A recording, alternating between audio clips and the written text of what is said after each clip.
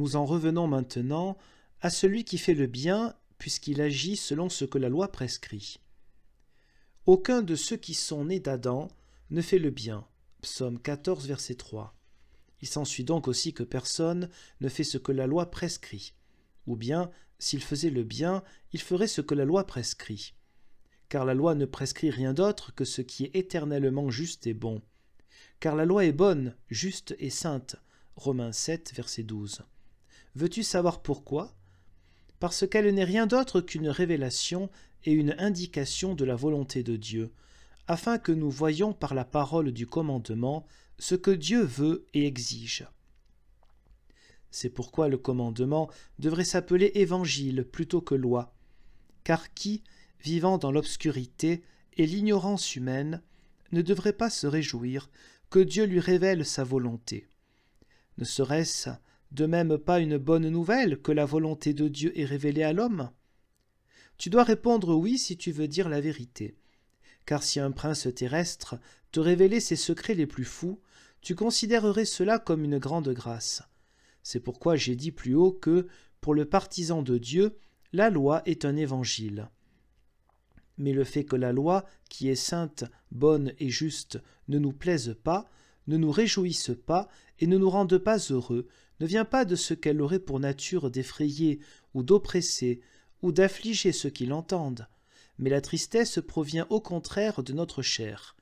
C'est pourquoi je supporterai volontiers que certains qui, de nos jours, écrivent à propos de la loi qu'elle nous effraie et nous désespère et nous fait haïr Dieu, biffent cela en termes explicites, car le désespoir et la haine ne proviennent pas de l'effet de la loi, mais du chancre de la chair qui ne veut pas se conformer à la loi, et fait par conséquent comme tous les impuissants.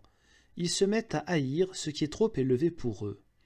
Romains 7, verset 14. Nous savons que la loi est spirituelle, mais je suis charnel, vendu au péché. Vois-tu pourquoi la loi est spirituelle? Parce qu'elle est une volonté de Dieu, bonne, sainte, juste. Car l'Esprit divin n'est que le bien suprême, juste, saint. Et nous appelons loi ce que Moïse a qualifié d'enseignement. Car Torah, que nous traduisons par loi, provient de Yara, c'est-à-dire, entre autres significations, orienter, conduire et juger, parce que la loi nous est donnée par Dieu pour nous enseigner ce qu'est la volonté de Dieu, nous orienter, nous juger et nous conduire. Est-ce que, normalement, à ton sens, cela ne s'appelle pas davantage un évangile qu'une loi? Je dis cela pour que l'on comprenne bien, c'est pourquoi je ne veux pas que l'on confonde les termes loi et évangile, au point qu'on ne les distingue plus l'un de l'autre. Car, comme dit précédemment, qu'est-ce qui peut être annoncé de plus heureux pour le moral de l'homme que le fait que Dieu lui indique sa volonté? Nous appelons cependant cela une loi parce que notre chair se dresse contre elle et ne la supporte pas, mais la loi est en soi spirituelle et juste. Et personne ne peut l'accepter ou l'accomplir, sauf celui qui est spirituel. Un exemple rend tout cela clair. Tu ne convoiteras le bien de personne est un commandement, même une claire volonté de Dieu et un enseignement pour l'homme ignare, pour qu'il devienne conscient que n'est pas seul injuste le fait de prendre à autrui ce qui lui appartient, car cela suscite la vindicte non seulement de Dieu, mais aussi des humains, mais il est également injuste de seulement convoiter ce qui est à autrui. Tu vois là d'un coup d'œil la différence entre la loi de Dieu, pour être bien compris, j'accepte donc volontiers avec tous les humains d'appeler ainsi la volonté de Dieu, et la loi humaine. La loi humaine juge seulement si l'acte malhonnête est accompli, quand le vol ou le brigandage a eu lieu, mais elle laisse impuni le penchant à la convoitise, car ce dernier ne peut pas être réparé par les humains. Il se terre dans les replis du cœur faux pour que personne ne puisse le voir. C'est pourquoi on ne peut pas le punir. Mais Dieu, qui est un examinateur de tous les cœurs, connaît ce penchant. C'est pourquoi il le punit puisqu'il n'est pas conforme à sa volonté. Que le moral humain soit cela seul que Dieu veut, personne d'autre que Dieu seul ne doit jamais le lui dire. Il dit « Je ne veux pas me satisfaire de la justice humaine, Du moment que vous ne commettez pas ouvertement le mal uniquement par peur de la punition et de la honte, mais que vos cœurs sont envieux et pleins de convoitises et de contestations. Il s'ensuit que votre justice n'est rien d'autre qu'une hypocrisie, car si vous l'osez, vous le faites. La contestation est là.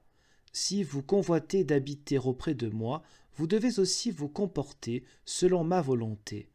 Je ne suis pas hypocrite, mais fondamentalement honnête, pur, bon et juste.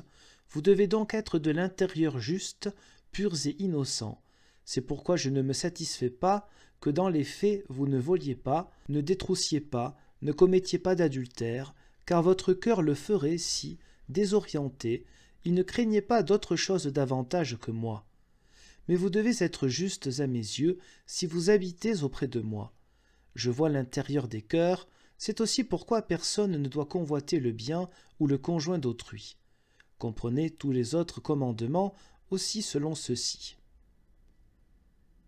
Vois-tu maintenant si la loi n'est pas spirituelle, car ne pas convoiter du tout, c'est être honnête, pur, bon et juste, et entièrement spirituel. Car personne ne peut accomplir la loi s'il n'est pas spirituel, c'est-à-dire quelqu'un pour qui la chair n'est rien, ne peut rien, ne conteste rien. Mais ce n'est requis d'aucun homme aussi longtemps qu'il vit dans ce corps-ci, car rien de ce qui vit dans ce monde n'est sans convoitise ni tentation. 1 Jean chapitre 2 verset 16 « Tout ce qui est dans le monde, c'est-à-dire une convoitise ou tentation de la chair, une convoitise du regard ou un orgueil de la vie, n'est pas de Dieu. »